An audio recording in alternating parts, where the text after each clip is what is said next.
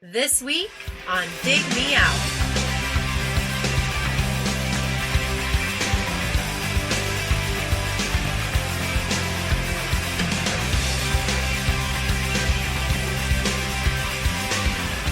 With your hosts, Jason Zia and Tim Minichi. Jay, we're back again with another episode thanks to our Dig Me Out Union on Patreon. Join the union to vote on albums, pick one to discuss with us on the show, get access to bonus episodes, and our private Discord community. Keep the podcast ad-free and make the next episode happen by joining us at digmeoutpodcast.com. Jay, we're doing another poll.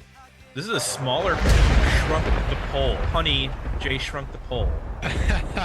What happened? I should announce that if you're a paid subscriber on digmeoutpodcast.com, you can now vote.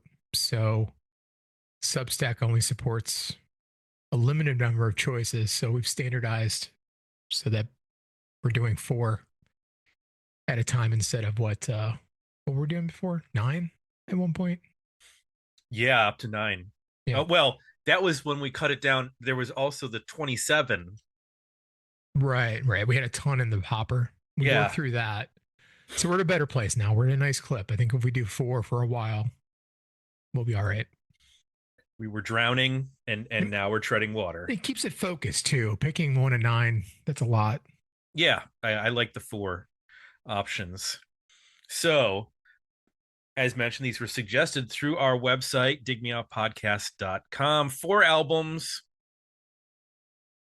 Which one won? These are the choices.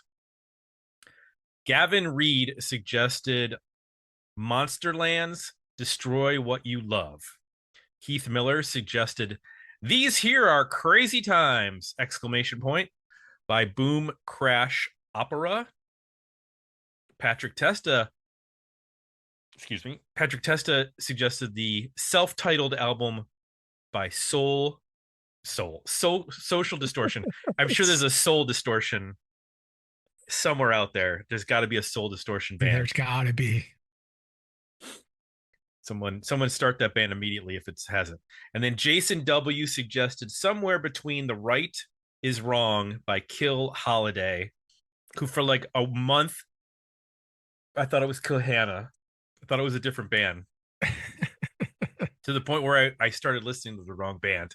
And I was like, serious? This isn't right. And then I went and I was like, oh, okay. No. This is not right. Because I was like, how many Kill H bands can there be?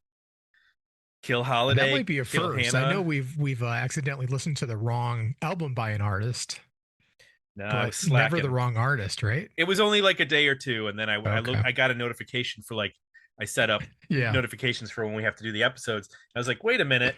It says Kill Holiday, not Kill Hannah. Stupid. So, but if we want to do a Kill Hannah episode, I'm ready to go. You ready? Okay. Yeah. Somebody put that in the hopper. Put it in the hopper so we can review it. So this one with Kill Holiday, guess what? They were the winner. 40% of the vote, not a majority. Social Distortion was close with 30%. And then Monsterland and Boom Crash Opera tied with 15%. Kill Holiday, as mentioned, Jay, I messed up the band because I didn't know who they were. Did you have any previous knowledge of Kill Holiday? I did not. I didn't. The only band I knew on this whole list was Social Distortion. Surprised I missed this band. I don't know. It seems like something that would have been, I don't know, around a lot of the bands that I liked in '99, but I never heard them. How about you? Same. And like I said, I mixed them up with Kill Hannah, but also when I actually saw the album cover for the band, I was like, I swear I've seen that before, but I didn't. It looks like an album cover we would have bought in 1999. Yeah, exactly. So yeah, I had I like you, I know Social Distortion. And then I had heard of Monsterland only because I think I downloaded some MP3s off of I Hate the 90s many years ago, and I think there's some Monsterland in there, and I always like that name. So our folks over at Patreon, they weighed in on the discussion, or weighed on the choices. Scott Witt said he chose Boom Crash off the name alone, which is that's a good option. Eric Peterson, he went with Social Distortion because he said he's shocked they haven't been covered on the program. Yeah. Because I asked a question to the community in the Discord. What we've done this for 14 and a half years. What are you shocked by that we haven't covered yet? And there were a lot of good choices, but Social Distortion was on there. Keith Badge. I wrote a Social Distortion history of the band, and it was one of the most liked we've had so far. So there's definitely an appetite out there, obviously, for us to cover that band. We're going to have to get to it at some point. Keith Badge said, this Kill Holiday album is impressing me immediately, and I must vote for it. Keith Miller went with Boom Crash Opera, which is his pick. Richard Waterman said, gotta be Kill Holiday. Shoegaze, alternative rock, emo sounds, one of the best Revelation record releases. So I think maybe Richard was familiar. Blaine Jacobs said, I was immediately intrigued by the blurb for Kill Holiday. The album opener sounds fantastic, so they get my vote. Gavin said, I'm pushing shit up hill here to get Monsterland over the line, so I'll just say give it a listen before you vote. A solid foursome regardless, meaning the four options. Chip was also flying the Monsterland flag. He said Darren Lehman was hoping to hear Social Distortion. Sorry. Kyle Bettner went with Monsterland. He said that album gets my vote hands down. It's got everything I love about the 90s. Well, it doesn't have a review yet. Sorry.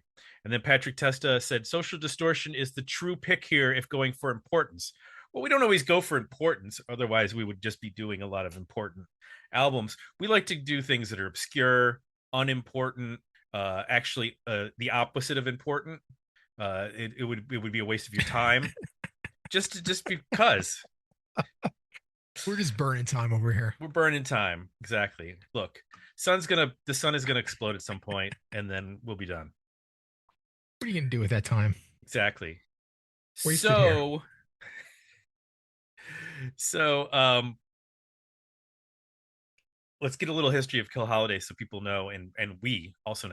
History of the band. So they originally were around from 1994 to 2000. Their lead singer, Stephen Andrew Miller, was in a band called Unbroken, and this was supposed to be a side project. They released Monitor Dependency Agency on New Age Records in 1995. And that's when Unbroken drummer Todd Beattie joined the band on bass. And guitarist Chris Pereira came aboard in 1997. They released a 7-inch and toured Europe. And then they added drummer Gabriel Gamboa to the lineup, and that's when they joined Revelation Records. Then they released Somewhere Between Wrong is Right. That lineup was Miller. That was basically that lineup solidified. After the lineup, they broke up, or after they released the record, they broke up.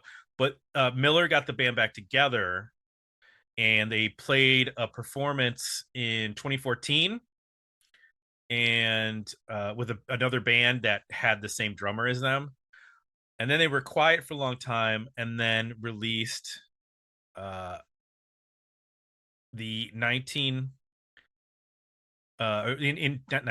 2024, last year, they released an album of, it was not all new material. It was like leftover material from before they were on the label, sort of a retrospective of demos and extra tracks and whatnot.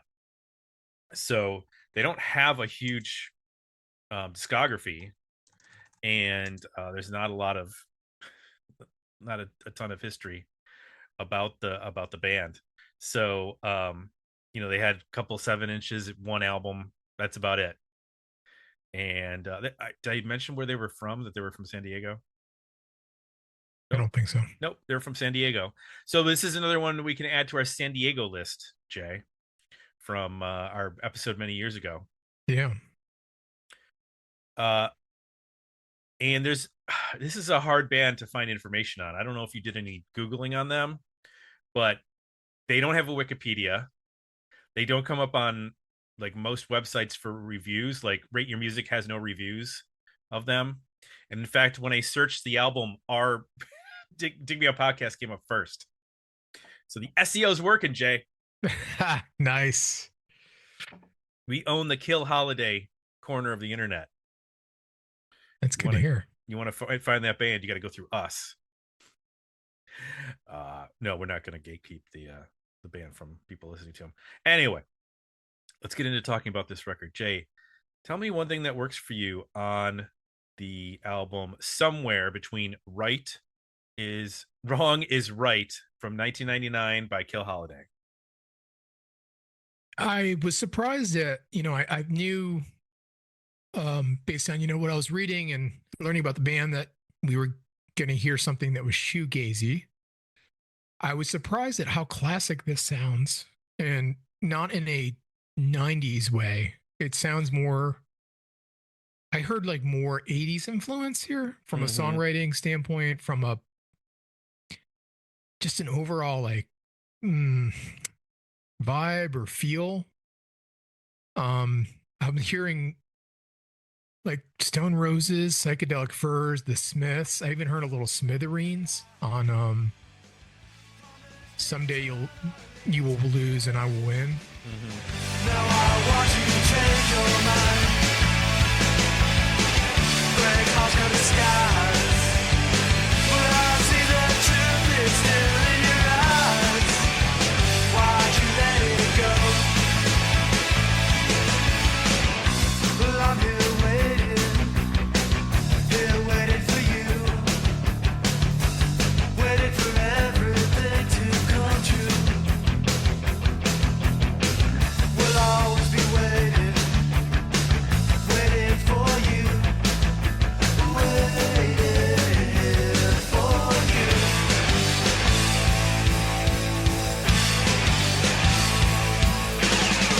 Where I wanna be,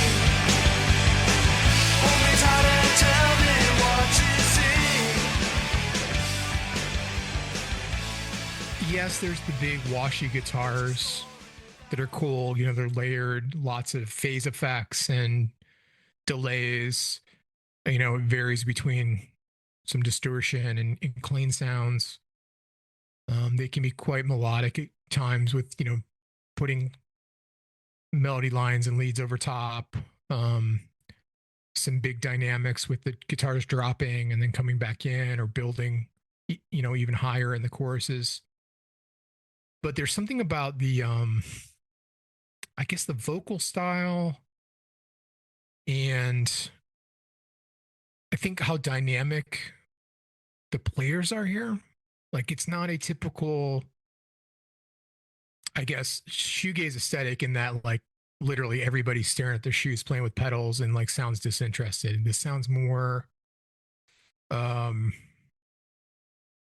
like it's got just a more energy to it, or more technical consideration on like the drumming and some of the vocal stuff. It's a little less about attitude and more, I think, about trying to push forward some energy and dynamics, but using a toolkit that's similar to shoegaze, I guess, is the way I would describe it. So when you combine all that stuff together, it's an album that could have come out now, and I would believe it. It's an album that could have come out in the late 80s, early 90s, and I would have believed it. I think the only thing that would maybe make me question that would just be the production is, again, like not typical for what you would expect from shoegaze, in that the drums are pretty big. There's punchy toms and kick drums and lots of drum fills, and the vocals are present. They're mixed up there. They're not just kind of like blending in with the guitars. and there's just an overall like production gloss to it that's got the like character of an 80s sound, something about the reverbs they're using or something, or the way he's singing, without like that tinny kind of flat, presentation you typically get from an album from the 80s. So, it's oddly classic, I guess is my takeaway from it. And I enjoyed it quite a bit. I like this idea of what they're doing, trying to take those tools and reinvent them, kind of bring their personality to it, their own version of it. Sounds like they're very inspired by a lot of the 80s stuff that I mentioned. But also, not just mimicking it, like using it as a starting point to create something different. Yeah, you can hear a little emo here and there, but it doesn't sound like a 99 record, like doesn't sound like No Knife, which is a band I can imagine them touring with or being friends with. It doesn't, yeah, you could say some of it is emo adjacent in terms of vocally, but it's pretty different. I would be curious to have heard this in 99 and how I would have reacted to it. I could see myself going either way on it, really loving it or also not quite getting it yet. But as it stands in 2025, it's a cool little album that doesn't really sound like it. It doesn't sound like anybody else in particular. It's interesting. They're putting these pieces and parts together that are, used by a lot of other people, but in a way that is their own and also just sounds classic, which is something I really enjoyed. So what worked for you? Well, a lot of this album did, and it was pretty unexpected. I didn't look at the description of what the band sounded like, but I looked at the album cover and went, it's probably going to be emo. It has a very emo looking album cover. And I guess that makes sense because the band came out of being the members, several of the members were in Unbroken, which was a hardcore band, like a straight edge hardcore band. And we know about the connection between that and emo music in the 90s. So when you start out with these big, guitars that sound like they're off of a Ride or Chapter House or some other shoegaze album from 1991 on Creation Records, I was like, what is happening here? There's just such a dedication to the sound, and like you said, it does sound better because you can hear the drums throughout the album, and there's a lot of extra percussion that the drummer does, a lot of like tom work on the songs, which is really interesting because you don't necessarily get that in shoegaze. Right.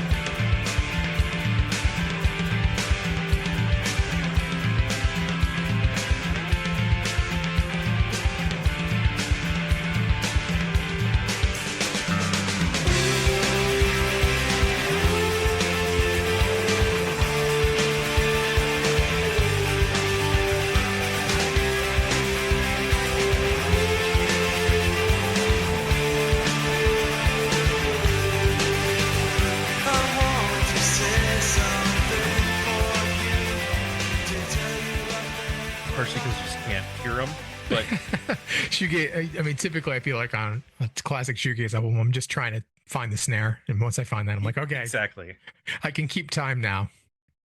Anything else is a bonus. Yes. But like you mentioned, the track 3, Someday You Will Lose and I Will Win. Like there's like a big pick scrape in that song, which is not, again, that is not shoegaze at all. That is so flashy. You'd have to look at your neck and take your eyes off your pedals to do that. So you're definitely not doing that unless it's just to make noise. But I had a lot of the same feelings as you. I mean, there was some stuff in here that sounded like the Smiths at their most jangly, I guess you'd say. Hmm. And that really works well for me because I like, I really like the shoegaze that has a bit more songwriting in it, as opposed to the shoegaze which is just really about more noise and textures. And this band quite often will find, once you get to the chorus, they do tend to find some nice hooks here and there that make the songs, you on repeat listens, you hear them and you go, okay, I remember this part here. It was definitely interesting to hear a band from 1999, which again I didn't know until late into checking this out, sounds so unlike 1999. And then also be I coming out of hardcore and emo, like would the emo kids be into this, I'm wondering, like, or is this too genre specific for them? Yeah. Because I don't feel like emo really felt like, once you had bands that started to break through like in their popularity, like Dashboard Confessional and stuff like that, like it seemed like the emo gates opened, and it wasn't just underground indie bands, and it was like bands on the radio that were emo, and then it became a clothing thing, and then it just became a whole like culture. Yeah. Whereas this, you're still kind of in where it's just an underground thing. And I'm curious if the fact that like this isn't streaming everywhere, it's hard to find information on it, um in terms of not having a Wikipedia or really much. I mean, when you Google them, you're coming up with like the Bandcamp page for the last album. There's no website for this band. Hmm. There's not much out there. So that makes me think, oh, maybe this isn't like a beloved album.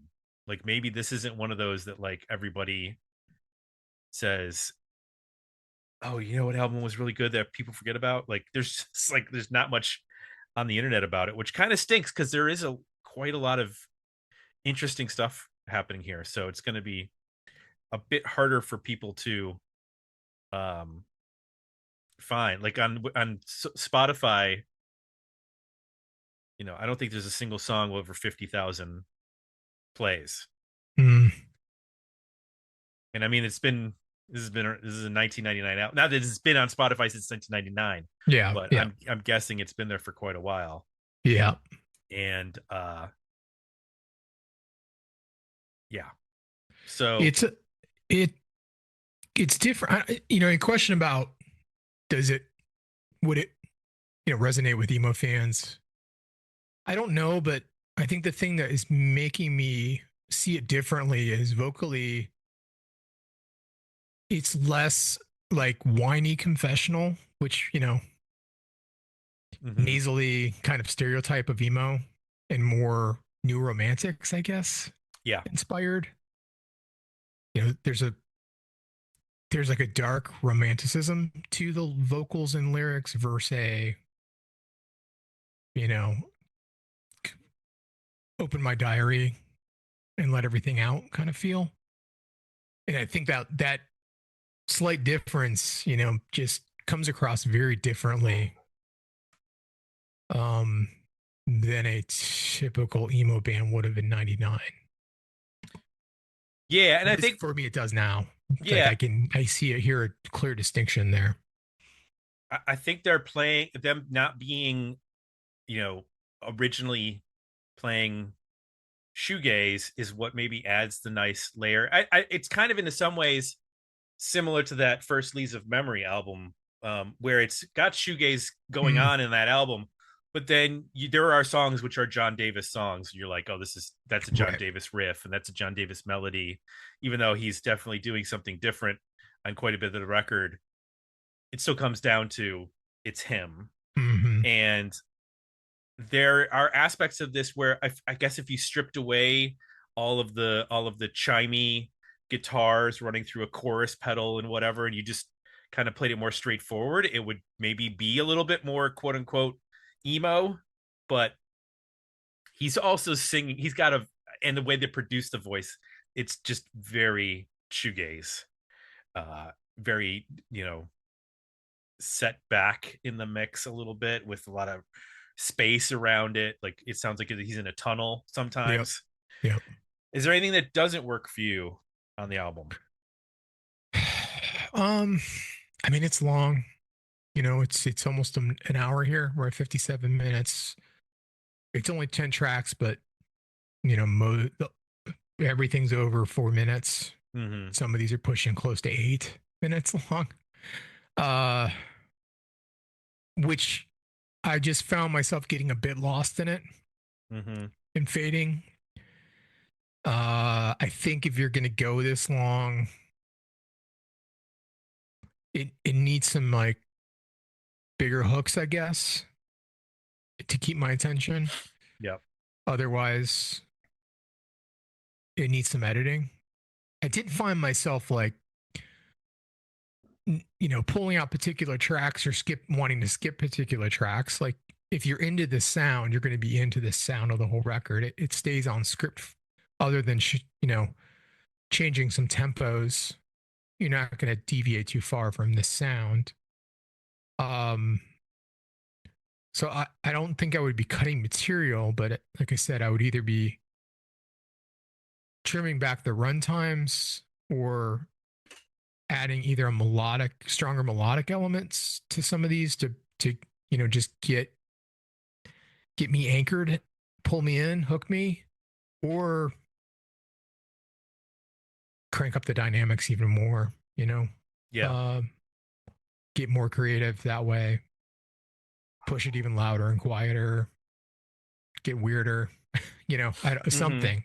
It's like in this middle space where it just makes it a bit of a blur when you're listening to it. I find myself when I tune into it, I'm like, "Ooh, that's really cool. Oh, I like that a lot. That's a great melody or that's a great sound or whatever." But then I find myself fading for long periods of the record.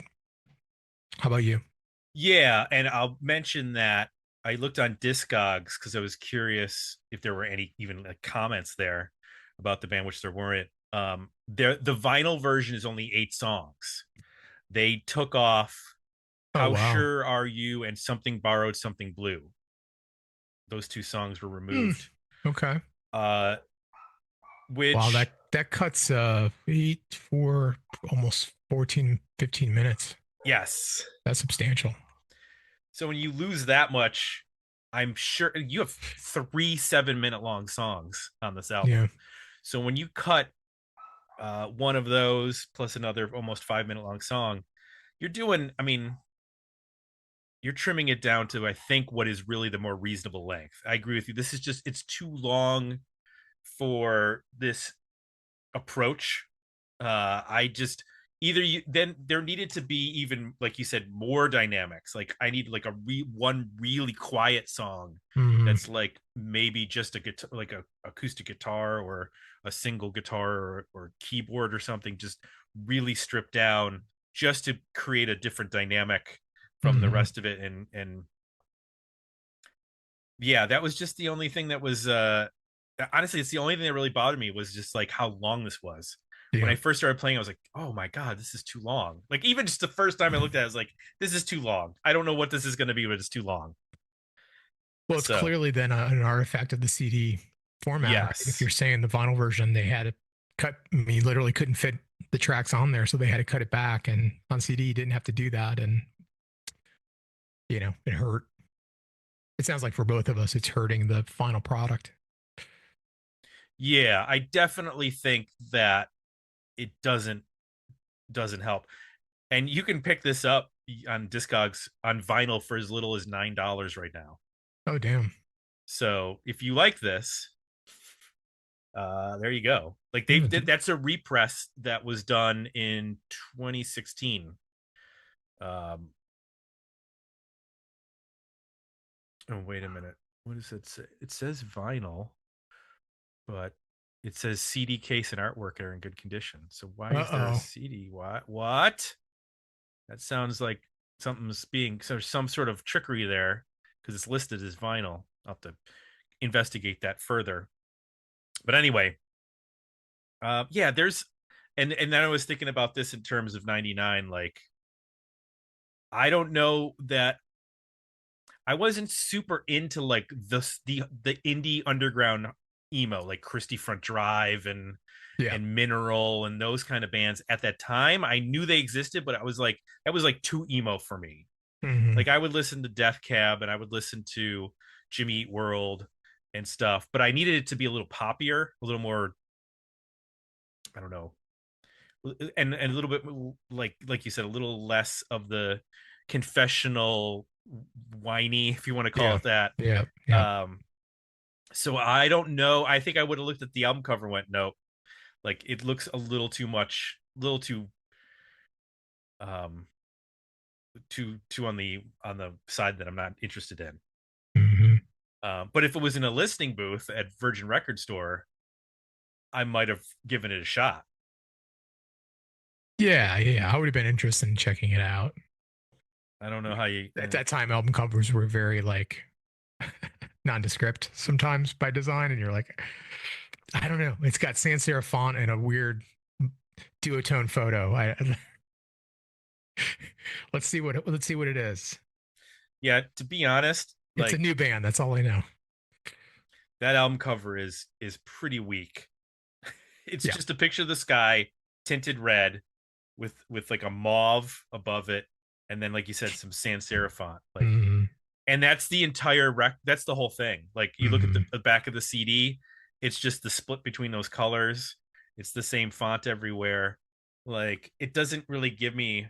This could have been a trip hop album. Looking at that cover, you know, you don't like. There's no personality in any of that artwork, which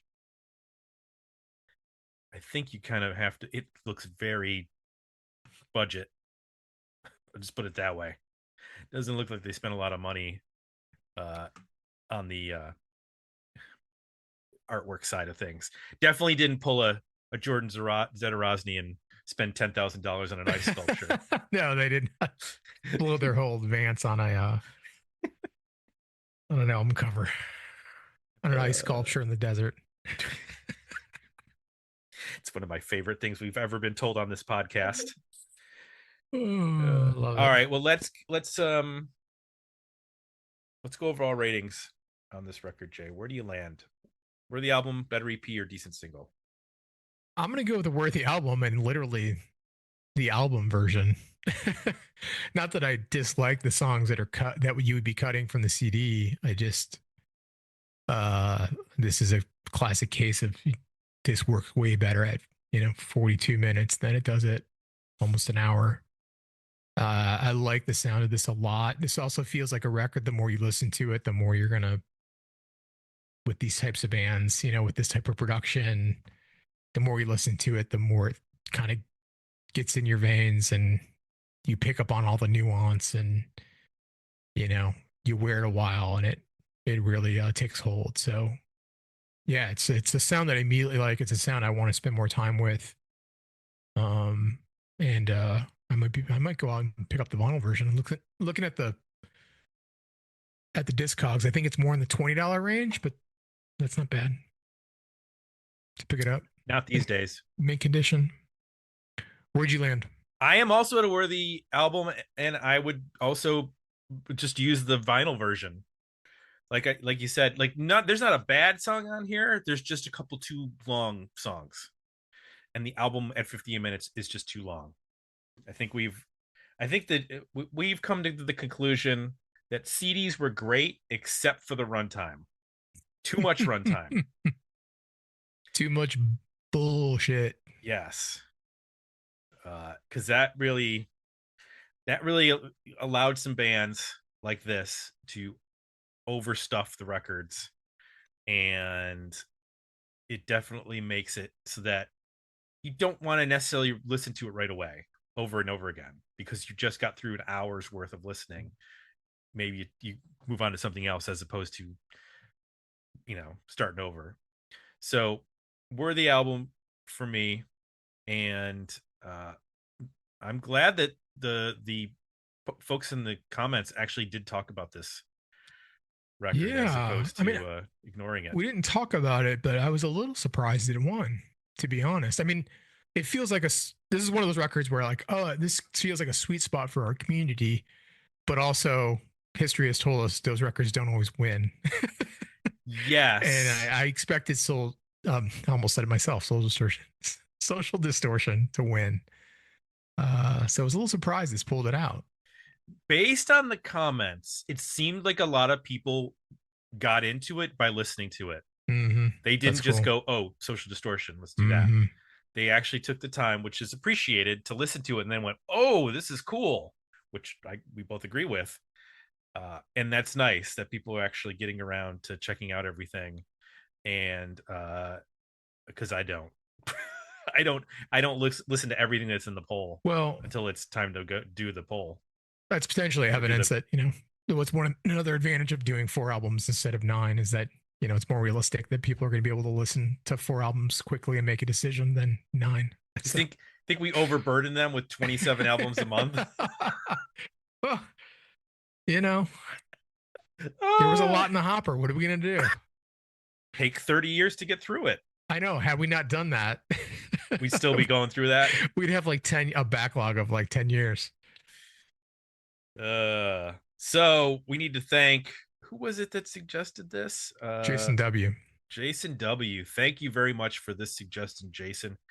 And I want to, remind folks listening, if this episode brought back good memories, positive vibes, join us at Dig Me Out Podcast to explore our free archive of over 800 episodes, history of the band posts, and weekly new release roundups. You want more? Do you? Paid subscribers unlock bonus podcast episodes covering 70s, 80s, and aughts rock, new release reviews, and access to our private Discord community. That's digmeoutpodcast.com. And while you're there, suggest an album you think deserves to be featured on a future episode of Dig Me Out. Anybody can do it. I've done it. Jay's probably done it under a secret name. We've all done it. Look, don't be ashamed. Don't be ashamed. We're all human. We're all human. We all have needs.